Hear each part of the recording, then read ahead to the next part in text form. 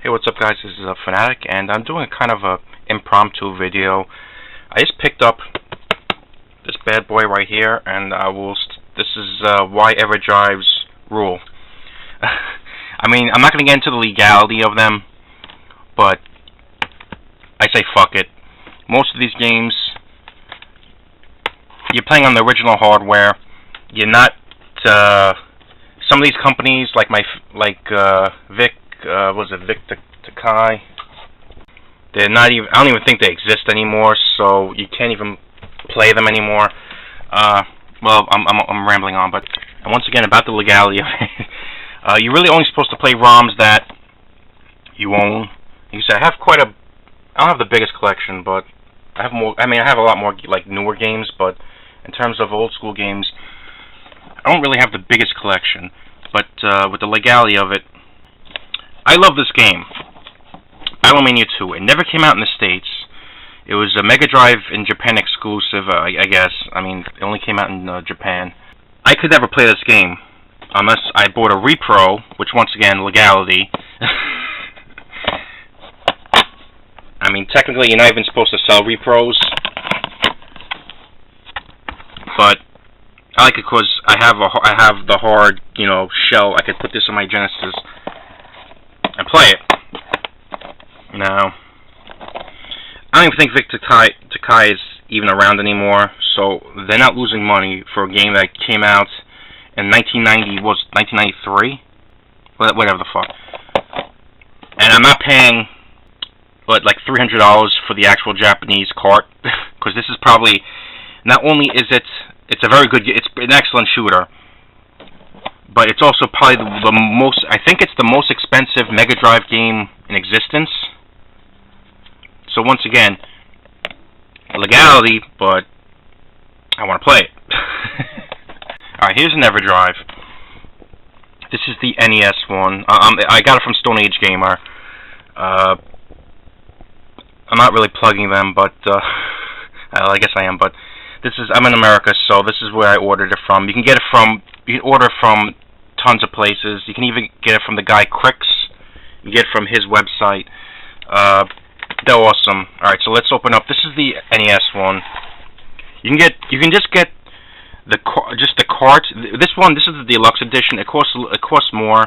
It comes with stickers and instructions and all that shit in the case. And this is an Everdrive. And basically, you load the ROMs. You got an SD card right here. And you load the ROMs and you put them in the game and you play it on the original hardware. This isn't emulating the games like on a computer. You're playing on the original hardware. Now, but if you want, you can just buy the cart, or you can even buy the PCB, and then just put it in whatever empty NES case, and boom, you're playing NES games on the NES, and pretty much you can play whatever you want. You can play. It's good for homebrews, hacks. You could play like stuff that never came out. All right, so this is basically this. It plays tons of shit. I think it plays this. The NES one plays NES, Famicom, and I think whatever the name of it is, it plays that. And it's really the browser. I put footage of the browser. The browser is really user friendly.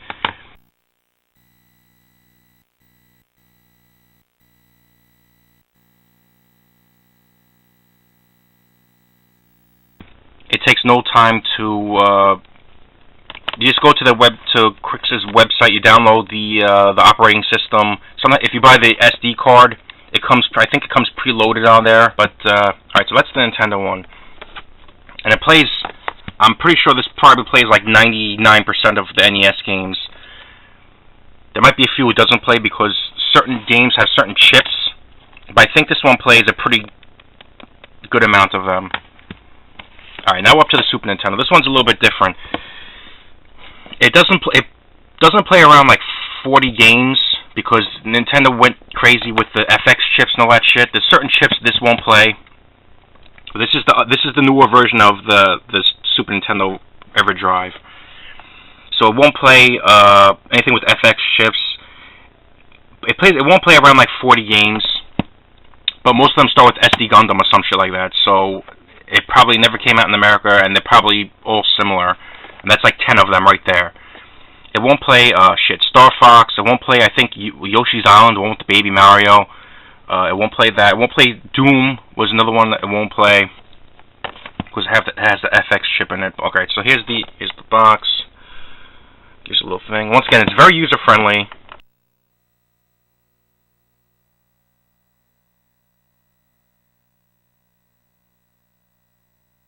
If I can get this shit open. All right.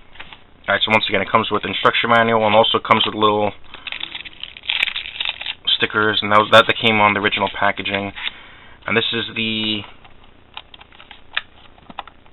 if I can get it out, the Everdrive. Once again, it's very easy to take out. You load your ROMs in the operating system, you plug it back in. And once again, this isn't emulating it, this is playing on the actual hardware. And also has a USB for if you want to, I think for homebrews and shit, it makes it so you don't have to keep taking the SD card out.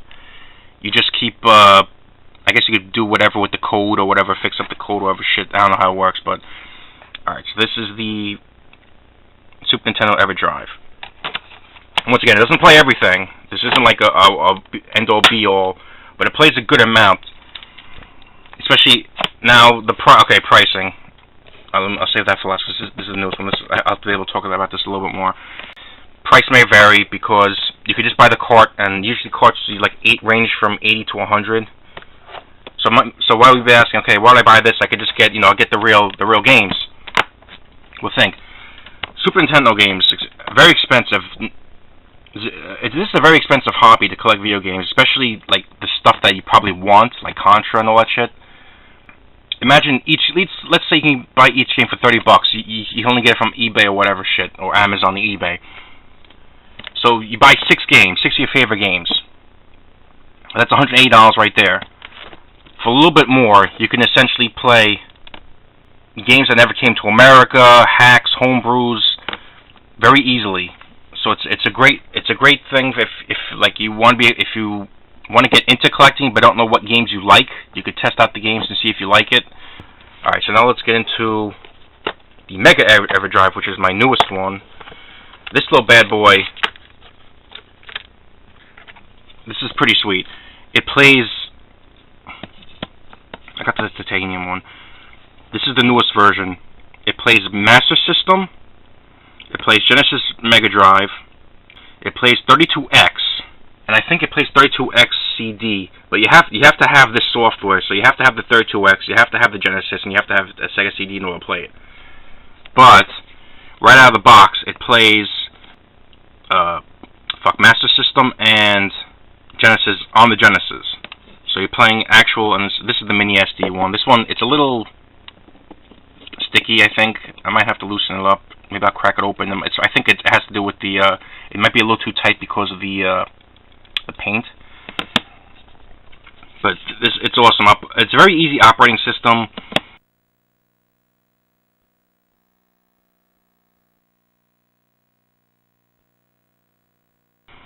So once again, I have, let's say I want to play Splathouse 2. I don't have Splathouse 2.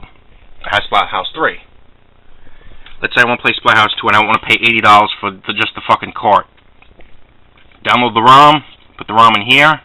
It even comes with a pause menu for the Master System, because I don't think the Master System had a start button. And once again, it has the whole homebrew shit if you want to make your own games. You load the ROMs, you play them. You can play the Japanese Streets of Rage 3, which is I think it's a little bit different than the one we got in America. But that's just some of the reasons why the Everdrive is really good. And I know I've been promoting them. I can get paid for this. It's just a really cool. It's just a really cool thing to own. Not even as a collectible, but also it's useful. So I'll put up a little footage for the how the menu system and all that shit works.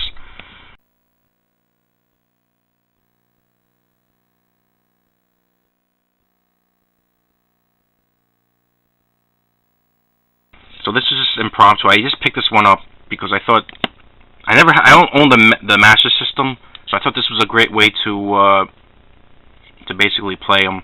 instead of having to, you know, buy the system and all that shit. And part of it was, I want to show that this shows you the exact price of games. I can't, well, like something like Little Samson. Little Samson's a very expensive game. And I think what it's more of a status symbol. I'm gonna say this in another video too, but like certain games seem just like status symbols, and it's just a dick measuring contest of like, oh, I got, you know, fucking Little Samson.